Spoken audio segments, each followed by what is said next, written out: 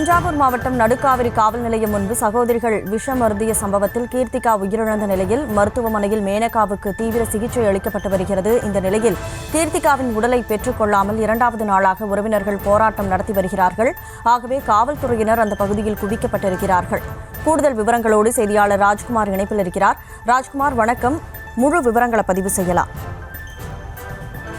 அதாவது தஞ்சை மாவட்டம் திருவையாறு அருகே நடுக்காவேரி அருகே தினேஷ் என்பவரை காவல்துறையினர் விசாரணைக்காக அழைத்து சென்றனர். அப்போது அவரது சகோதரிகள் மேனகா மற்றும் கீர்த்திகா தனதுக்கு நிச்சயதார்த்தம் நடைபெறுவதால் விசாரணைக்காக தனது சகோதரனை அழைத்து செல்ல வேண்டாம் என காவல்துறையிடம் முறையிட்டுள்ளனர்.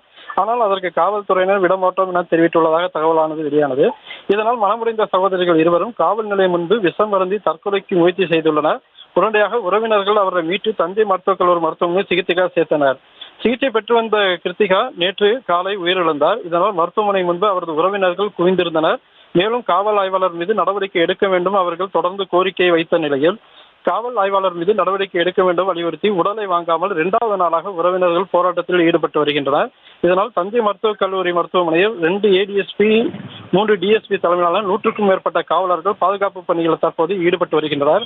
இந்நிலையில் அவரது சகோதரர் தினேஷ் ஜாமீனில் தற்போது வெளியே வந்துள்ளதாக தகவலானது தெரிய வருகிறது. தொடர்ந்து அவர்களிடம் காவல்துறையினர் உறவினர்களிடம் பேசி வருகின்றனர். இந்நிலையில் காவல் ஆய்வாளர் சர்மிளாவை காத்திருப்பு பட்டியலுக்கு மாற்றம் செய்து முதல் கட்ட நடவடிக்கை எடுக்கப்பட்டுள்ளதாக மாவட்ட காவல் கண்காணிப்பாளர் ராஜாராம் தெரிவித்துள்ளார். மேலும் காவல் நிலையத்தில் ஏதும் தவறு நடந்திருக்கிறதா என்று விசாரணை செய்யும் வகையில் ஆடியோ இலக்கிய தலைமையில் விசாரணையும் அமைக்கப்பட்டுள்ளதாக தற்போது உள்ள நிலவரம்.